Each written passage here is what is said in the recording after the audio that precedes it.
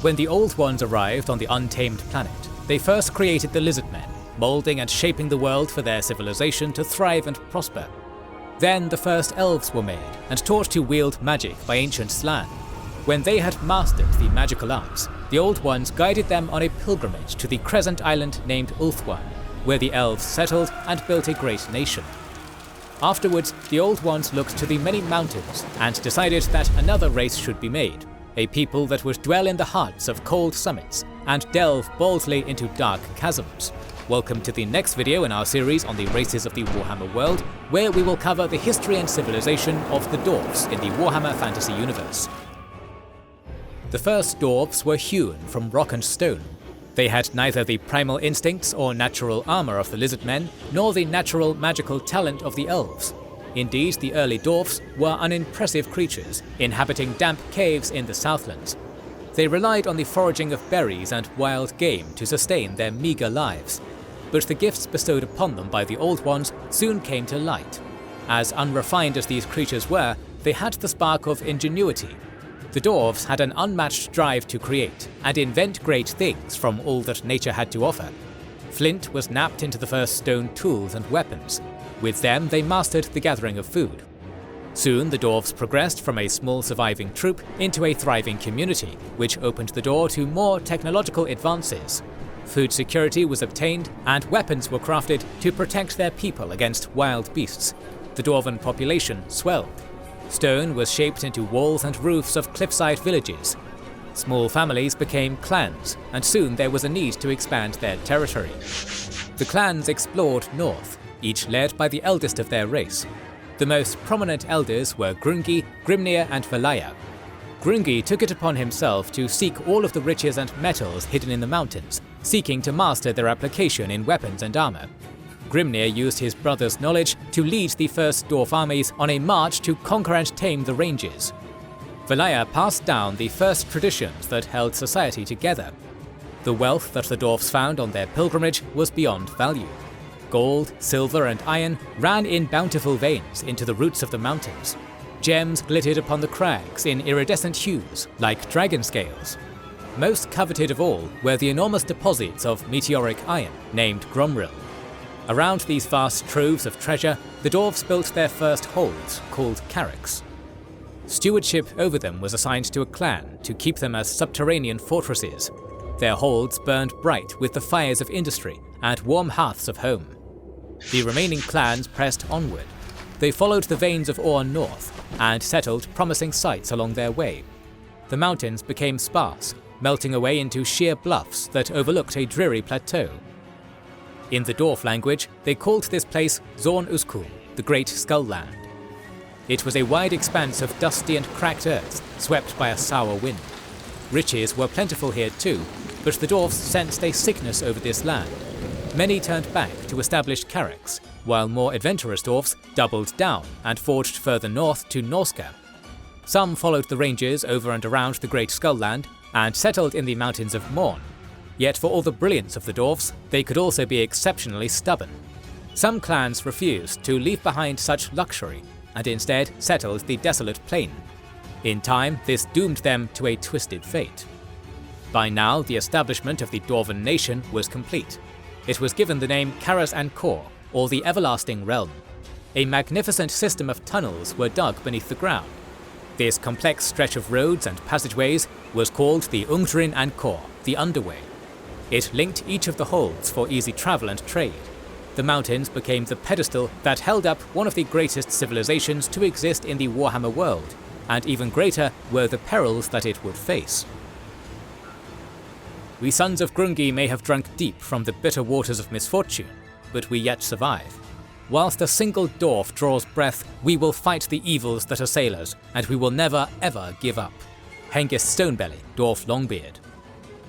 The Great Catastrophe was one of the first tales recorded in the Great Book of Grudges.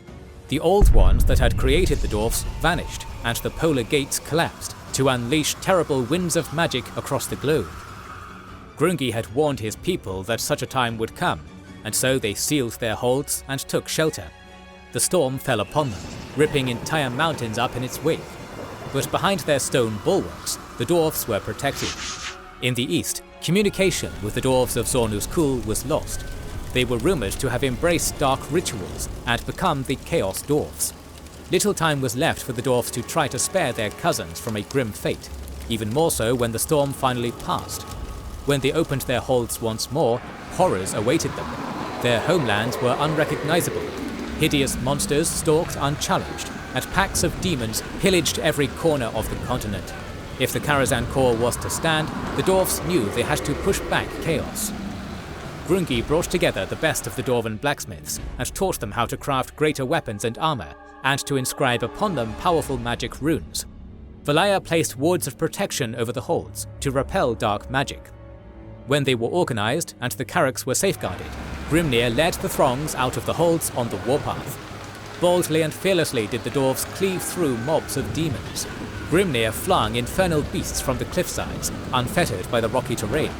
But their advance along the ranges came to an unexpected pause. A scout spotted another army, unlike any of the demon ilk. He told of tall warriors clad in armour of polished silver, decorated with snowy white surcoats. These were no demons. Following the guidance of the scout, Grimnir led his army to investigate this unknown faction. Stepping forth from the line of infantry, Kalidor Dragon Tamer came to greet Grimnir. He explained that he and his armada of elven ships were blown severely off course. The elves were on a mission to find the source of the chaos magic. Suddenly, an elvish war horn sounded an alarm. A warband of beastmen had sprung an ambush whilst the elves and dwarfs were distracted. There was no time left for formalities. Grimnir and Kalidor scrambled together their soldiers and staked a cooperative defence. The lethal grace of the elves and the indomitable spirit of the dwarfs made a potent alliance. The bodies of beastmen quickly outnumbered the living, and the warband was forced to retreat.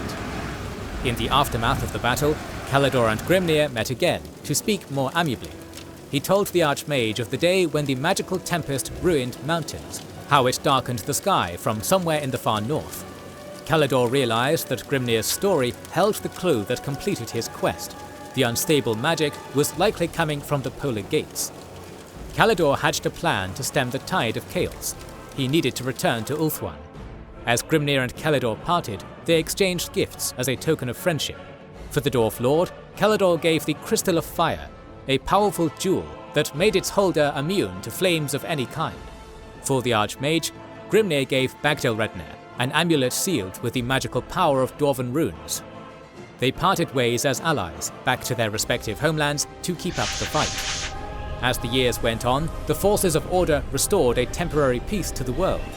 But without a permanent solution to the fallen warp gates, another unstable storm of magic towered over the frozen North Pole. This time it was even worse. The winds of magic swelled enough to break the sky with jagged warp lightning. Demons flooded the realm again, twice the numbers they had before. The dwarves were forced to seal themselves in their holds yet again, but the storm was too great, and the demons were too plentiful. Many Carracks were drowned beneath the hordes and were completely destroyed. The loss of Dwarven life was enormous, sending Grimnir into a rage. Deep in an underground fortress, Grimnir shaved his head into a dramatic crest. His body was tattooed with runes, and his most elite fighters were summoned to his side. His son Morgrim accompanied the throng. Though Grungi warned him that the path he was taking would surely lead to death, Grimnir showed no care. The dwarfs charged once more from the Carrack and fearlessly met the demonic legions as they sang a death song. Through rocky passes and over jagged peaks they battled, marching as far north as Norska, where they found their cousins besieged. A shadow came over the dwarfs as they made a course for Krakadrank. Glamendri, the marauding dragon, swooped down to end Grimnir's march, but the Lord's enormous strength was not yet spent. With his 2 axes, he slew the dragon and claimed a claw from it. In a ritual preparation, he carved intricate scars upon his body with the talon. He knew a greater, hellish battle still awaited him. Krakadrak hosted Grimnir for a banquet in his honour. Nourished with food and ale, he and his son left behind the comfort of Dwarven halls and trudged further north. At the edge of the Chaos Wastes, a hulking demon prince of Khorne strode out from the icy mists. Kragan Ominanthal swore to put an end to their journey once and for all. For 3 grueling days, the dwarfs duelled the Scion, with no resolution in sight. Finally, Grimnir landed a decisive and lethal blow. The demon was vanquished, but not before it could viciously maim the dwarf as punishment for his victory. Grimnir pulled his son close and gave him one of his 2 legendary axes.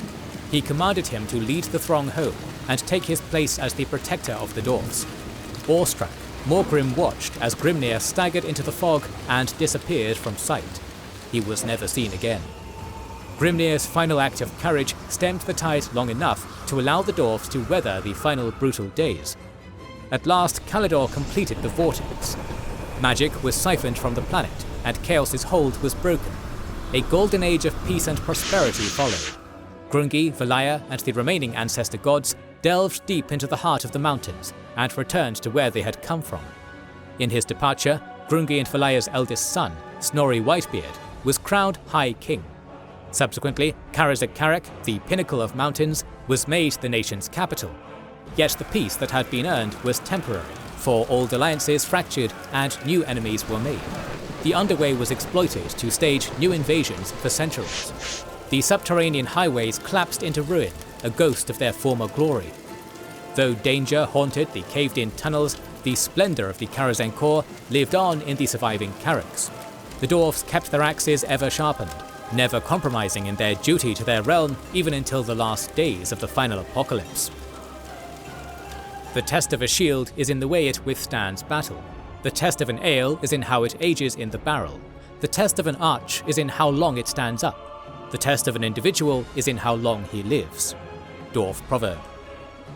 The following generations of dwarves were born into a rich society of industry, camaraderie, and the comforts of family. Rarely did they grow to a stature greater than 4 feet tall, and almost never less than 3 feet. They were a durable folk, immovable and strong. Great feats of endurance came easy to them, be it for the labours of the mines or the demands of warfare. Broad shoulders and thick arms and legs were the standard for both sexes, but female dwarfs were notably more curvaceous than the males. All males maintained a beard of some kind. The length and manner of grooming or decoration of a beard was as much a testament to their age as it was a status symbol. Likewise, females kept their hair long and braided in ornate designs. When a dwarf was born, a community-wide celebration was held. This day was known as Nalvstek, or Naming Day in the dwarf language, Kazalid. First, the male relatives brought the beardlings to the Temple of Grungi. There, their name was written in the annals of generational history. Next, the female relatives brought the baby to the Temple of Valaya. Passed through the smoke of the Great Hearth, the infant received the blessings of the ancestor gods, and were fed their first spoonful of stone soup. The youths then spent their days learning the fundamentals of metalworking, smithing, and other crafts. They reached adulthood at 30, but only grew until they reached 18 to 20. Some dwarves lived to be many centuries old, and even some into their thousands. Within the deeps, dwarves excelled in maneuvering in cramped mining tunnels, into which other races could not venture. Secret treasures, revealed by the ceaseless ringing of percussive pickaxes, stirred their hearts. Digging was a strong and natural drive for them. A close contender for their favourite pastime was the consumption of alcohol, often in excessive amounts, for any occasion that made a half-decent reason to party. The dwarfs were immune to the intoxicating effects of alcohol. They had naturally strong livers, and were even capable of sustaining themselves for weeks on ale alone in the absence of food. With their companions and family, they let their finest beer and ale flow until the break of dawn. But despite their physical fortitude, dwarfs were never able to wield or even perceive the winds of magic like the other races. Their resistance to common mutation and magical corruption led many to speculate that the Old Ones molded them to be able to resist the touch of chaos. This did not mean that the dwarfs lacked magical prowess. Quite the contrary. When Grungi taught his people the art of runesmithing, he showed them how to capture the winds of magic. They followed strict rules that no good runesmith dared to violate, and trapped the winds in glowing symbols. Weapons, armor, and talismans were given extraordinary power. Many famous human weapons were crafted by the dwarfs, but their methods remained a jealously guarded secret. Laboring hard with a shovel in the darkness, stoking a massive boiler and bathing in the heat. Life on board an ironclad, eh? Just like being at home. One-Eye Morgrim, sea engineer aboard the Legend of Grimnir. Behind the grand doors of carven stone, the Karaks were the soul of the Karazhan core. High ceilings and tall pillars framed a busy hub of ever-rolling railcars and sleepless braziers. The residing clans maintained a self-sufficient economy under the rule of the king's clan. They were organized by social ranking, and each were led by a thane, or dwarf patriarch. Beneath the royal clan were those that engaged in the most respected of trades, smiths of runes and gold, or weapon makers and engineers. Middle clans were respected families that dwelled in the halls and participated in society, followed by the vagrant merchant clans who had no home hold. The lowest rank clans were those that had been disgraced and cast out from the hold entirely. Each clan oversaw or participated in artisanal guilds, ranging from the famed Runesmith Guild to farmers, healers, and many more. All kings answered to the High King, who is both the chief political and spiritual leader, and is believed to be the direct descendant of an ancestor god. Tradition mandated that he consult and cooperate with his fellow kings, and in return they answered and upheld edicts he may have imposed. In turn, the lesser kings gathered the Council of Elders when laws needed to be passed. The High Kings passed down an ancient tome to one another, its weathered pages written in their blood. The Great Book of Grudges was an extensive chronicle of all the wrongs and offences that had been levied against the entire dwarf race. Only the High Kings themselves had the authority to add new grudges or strike through those avenged, and it was safeguarded from the eyes of all others, save for a select few scribes from the Empire of Man. Sarsnick, the Night Goblin, earned the title of Most Entered Wrongdoer, while Caledor II held 437 grudges. Thurek Groomstoker added a goblin's name after the dwarf's numerous punches to the gobbo's face caused dental splintering that resulted in the loss of Thurek's eye. Many more were written through the ages. Age, wealth, and skill were the three pillars that held up society. Beardlings were often mocked by their elders, who were called longbeards or greybeards. Only until a dwarf had lived 100 years did they finally become an elder, and only after participating in active military duty. At 150 years, a dwarf joined their clan's Council of Elders. The more wealth a dwarf accrued over their lives, the more that dwarf was worth. However, the dwarfs did not use wealth for boasting, as men or orcs did.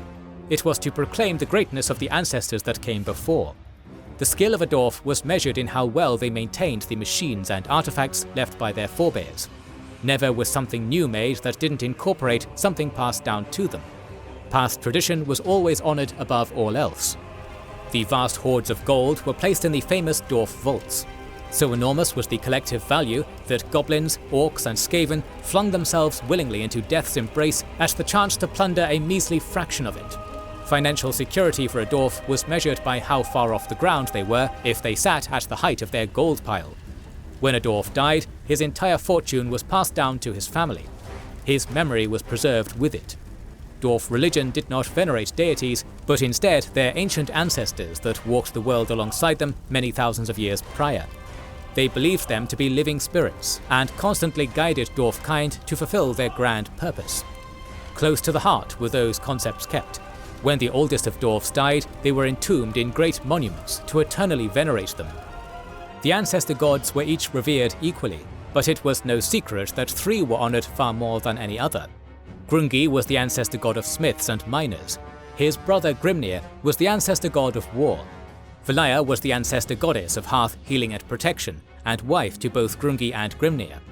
Lesser-known names joined them as the greatest ancestors of the dwarf race. Gezul, lord of the Underearth and protector of the dwarf dead. Smednir, shaper of ore and the son of Grungi. Thungi, god of runesmiths and younger brother of Smednir. Finally, there was Morgrim, god of engineers and son of Grimnir. Many factions tried to breach the mountains for dwarven gold, but behind their stone bastions, armies of immovable infantry and devastating war machines awaited them. Most gave sieging the Carracks a second thought, unless they had overwhelming confidence in numbers. On the part of the dwarfs, the challenge was welcome.